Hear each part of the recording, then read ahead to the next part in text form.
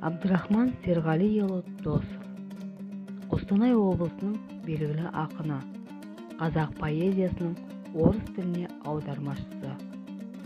Абдрахман Досов 1946 жылы Челябі облысы Тройск ауданында дүниеге келген. Ленинградта орта мектепті, Подмосковьеде Ерхон техникалық мектепті және Тулада механикалық техникумды тәмамдаған. Әкесі Серғали жылқышы болған, халық арасында ақын болған кісі.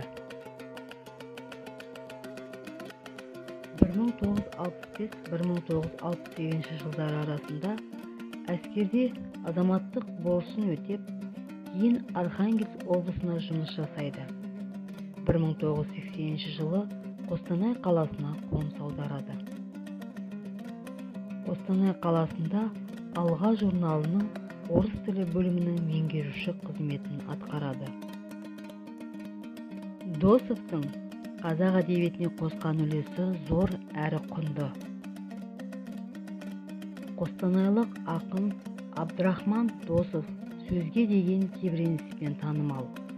Орыс тілді оқырман жерлестерінің дүниетанымына жүрекпен сезіну үшін қазақ тілінен орыс тіліне белгілі ақындардың өлеңдерін аударды.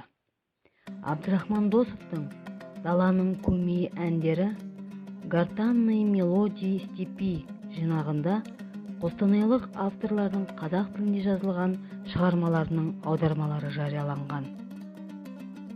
Аудармашы Абдрахман Досовтың арқасында поэзияда алғашқы рет Нұржан Наушабаевтың өлеңдер жинағы, белгілі қазақ ақындары Мұқағали Мақатаев, Қадыр Мырзалиев, Фарида Оңғарсынованың өлеңдер жинағы орыс тіліне аударылды.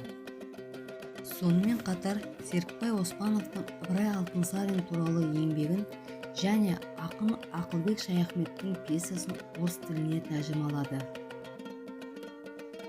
Абдрахман Серғалиұлы Досов мәдениет саласының үздігі иегері, көптеген халықаралық, республикалық, облыстық әдебиет конкурстарының лауреаты, Қазына премиясының иегері,